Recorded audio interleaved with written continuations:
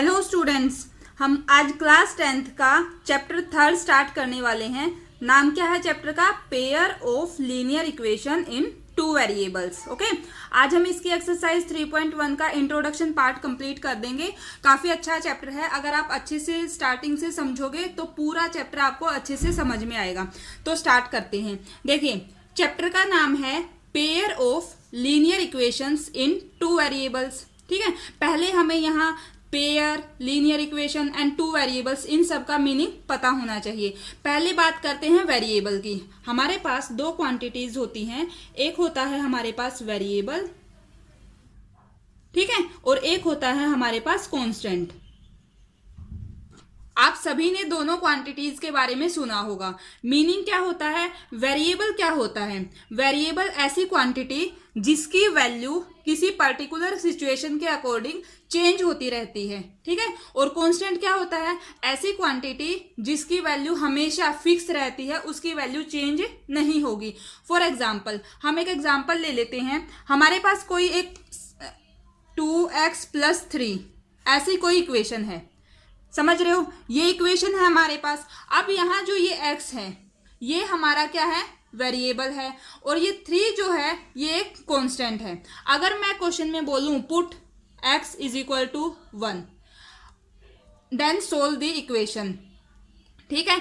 अगर हम x की वैल्यू 1 रख रहे हैं, तब जब मैं इस इक्वेशन को सोल्व करूं तो क्या रिजल्ट आएगा? दैट इज 2x की जगह 1 प्लस में 3 = 2 + 3 5 आ रहे हैं।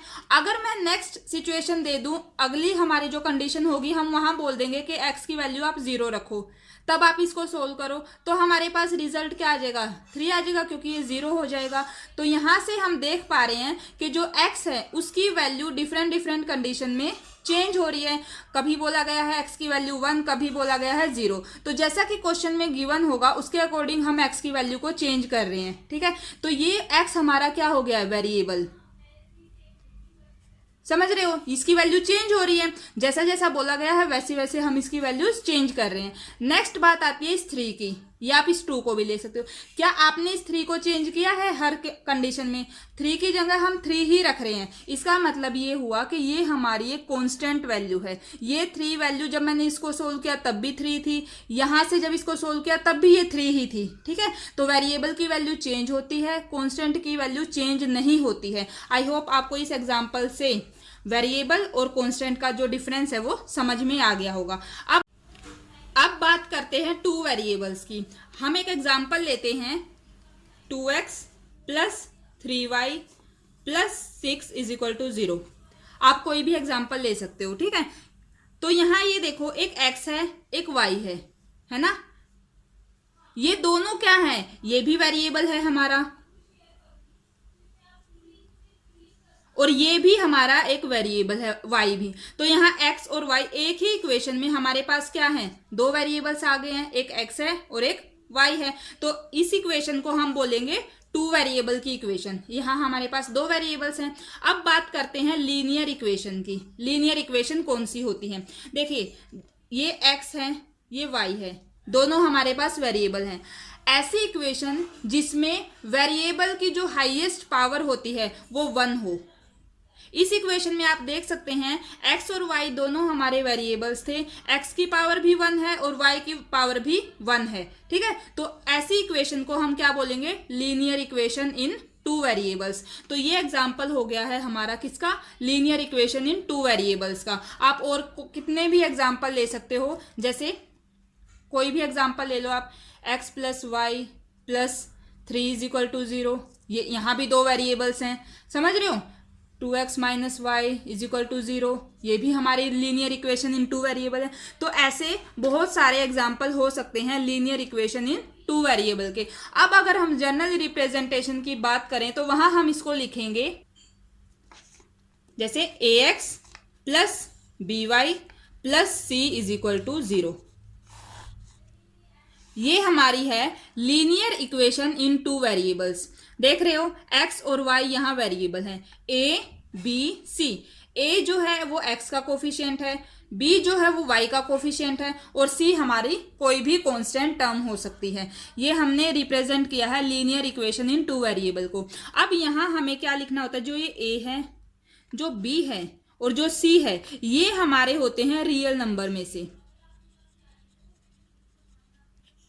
समझ रहे हो, ए बी सी ये होते हैं are real numbers. Real number में से आपको पॉजिटिव नेगेटिव ये कुछ भी हो सकते हैं, लेकिन एक कंडीशन और होती है यहाँ। वो क्या होती है, जो ये ए है और जो बी है, ए और बी की वैल्यू एक साथ जीरो नहीं हो सकती। हम क्या लिखेंगे, a and b are not both zero.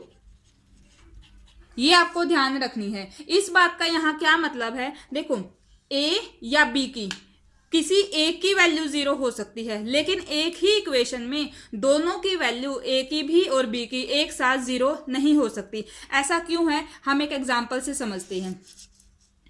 जैसे हमने यही ये एग्जाम्पल लिया था, ये हो गया मेरे पास x plus y plus 3 is equal to 0।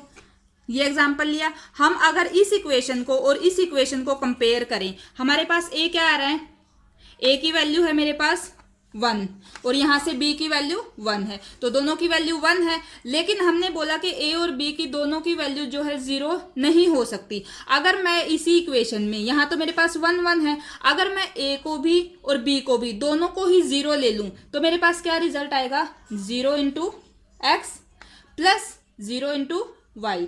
ए भी 0 बी भी 0 प्लस में 3 इज इक्वल टू 0। ऐसा है, ये 0 हो गया, ये भी 0। क्या 3 कभी भी इक्वल हो सकता है 0 के? नहीं हो सकता ना, तो ये मैथमेटिकली रॉन्ग हो जाएगा। तो क्योंकि ऐसा पॉसिबल नहीं है, इसीलिए हम बोलते हैं a और b दोनों की वैल्यू एक साथ 0 नहीं हो सकती है। आप किसी एक की वैल्यू को 0 ले सकते हो अगर गिवन है तो, लेकिन दोनों वैल्यूज एक साथ 0 नहीं होंगी। आई होप यहां तक आपको क्लियर हो गया होगा। अब बात करते हैं सॉल्यूशन ऑफ लीनियर इक्वेशन के।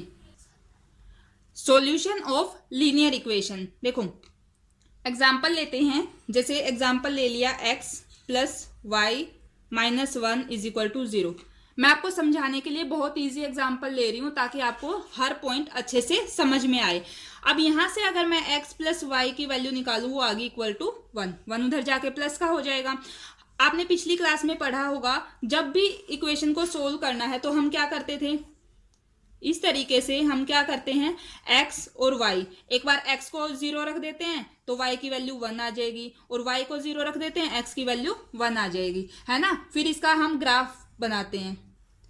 ये हमारी x एक्सिस, ये हमारी y एक्सिस, ये हमारा ओरिजिन 1 2 1 2, इधर माइनस के इस तरीके से। अब देखो x का 0 y का 1, x का 0 और y का 1 ये हो गया, और अब यहाँ x का 1 y का 0 ये, तो इन दोनों पॉइंट से होते हुए हम एक स्ट्रेट लाइन ऐसे बना देते थे, ठीक है, जो कि इन दोनों पॉइंट से पास होती है।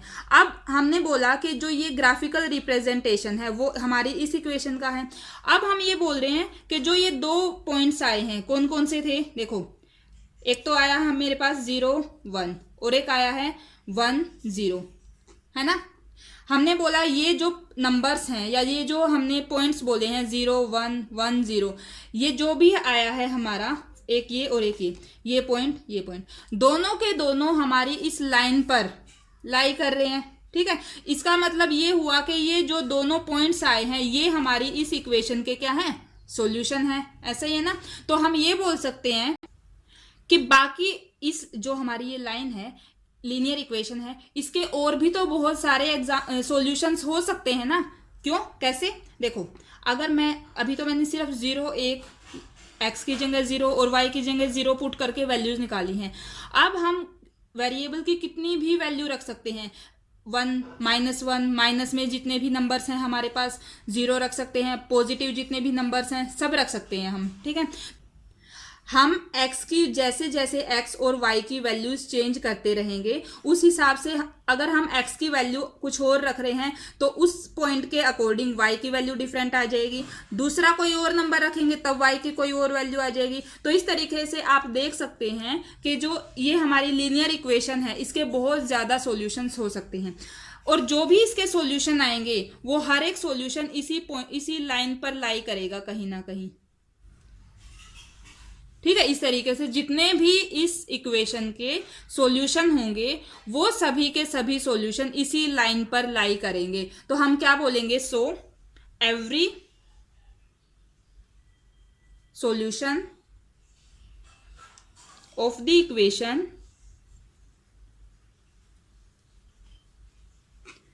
इज ए पॉइंट, सॉल्यूशन जो है वो एक पॉइंट दे रहा है और वो पॉइंट वो कहां लाई करेगा, on the line representing it. मतलब क्या हुआ, जो लीनियर इक्वेशन को जो लाइन रिप्रेजेंट कर रही है उसका हर एक सॉल्यूशन इसी लाइन पर लाई करेगा। ठीक है, इसका उल्टा भी हम बोल सकते हैं। कैसे, जो भी पॉइंट इस लाइन पर लाई कर रहे हैं वो हर एक पॉइंट इस हमारी जो इक्वेशन है इसका सॉल्यूशन होगा। ओके, तो हम ये बोल सकते हैं कि कोई भी ऐसा पॉइंट जो इस लाइन पर लाई कर रहा है वो हमारी इस इक्वेशन का सॉल्यूशन होगा, या फिर कोई भी इसका जो भी सॉल्यूशन होगा वो इस लाइन पर ही मिलेगा हमें, वो इसी लाइन पर लाई करेगा। ठीक है, आप दोनों बातों को किसी भी तरीके से बोल सकते हो, दोनों आपकी सही होंगी।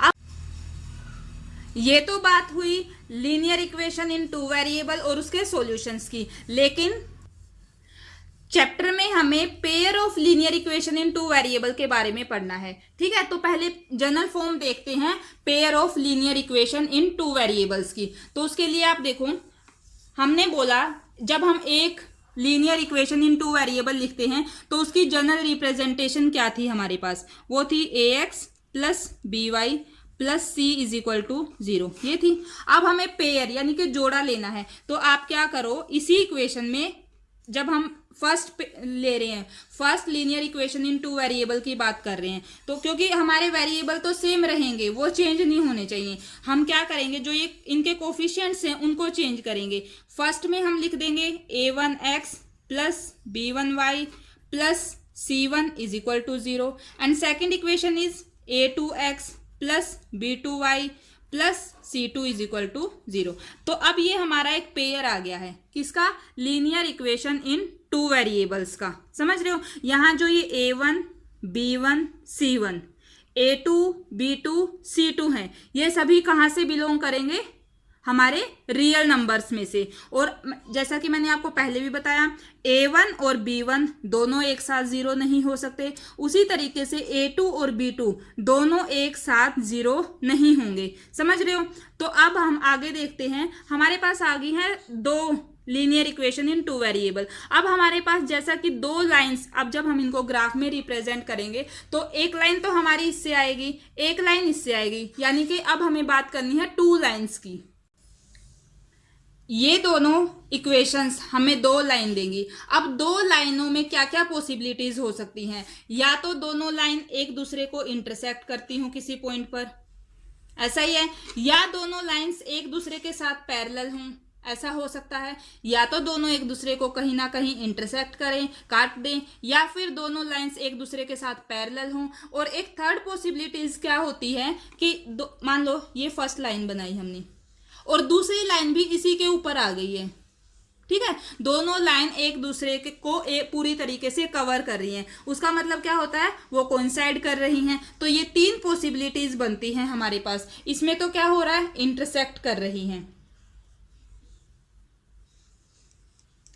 समझ रहे हो, यहां लाइंस एक दूसरे को क्या कर रही हैं, इंटरसेक्ट कर रही हैं। यहां दोनों लाइंस एक दूसरे के साथ कैसे हैं, पैरेलल हैं। और यहां लाइंस, दोनों लाइंस एक लाइन के ऊपर दूसरी लाइन है, तो ये लाइंस, इनको हम क्या बोलेंगे, कोइंसिडेंट लाइन। ये क्या कर रही हैं, कोइंसिडेंट कर रही हैं। तो ये तीन पॉसिबिलिटीज बन सकती हैं। अब हमें सोल्व करनी है एक्सरसाइज 3.1। 3.1 में हमारे पास ऐसे ही क्वेश्चंस मिलेंगे। हमारे पास दो इक्वेशंस मिलेंगी, हमें उनको जब हम उनका ग्राफ बनाएंगे तो हमें यही बताना है कि क्या दोनों लाइनें एक दूसरे के साथ इंटरसेक्ट कर रही हैं, या वो पैरेलल हैं, या कोइंसिडेंट हैं। ठीक है, ऐसा हमें बताना है। अब आपको पता चल गया होगा इंटरसेक्टिंग कौन सी हैं, पैरेलल कौन सी हैं और कोइंसिडेंट कौन सी हैं। तो इस तरीके से नेक्स्ट वीडियो में हम अपनी एक्सरसाइज 3.1 स्टार्ट करेंगे। आई होप आपको जो ये आज का इंट्रोडक्शन पार्ट है वो अच्छे से समझ में आया होगा, क्योंकि जब हम एक्सरसाइज करेंगे उसके लिए ये सभी बातें आपको पता होनी चाहिए, तभी आपको एक्सरसाइज अच्छे से समझ में आएगी। तो स्टूडेंट्स, ये थी हमारी आज की वीडियो। अगर आपको मेरी वीडियोस अच्छी लग रही हैं, आपके लिए हेल्पफुल हैं, तो प्लीज़ वीडियो को लाइक करना, चैनल को सब्सक्राइब करना और अपने फ्रेंड्स के साथ शेयर करना। Thank you.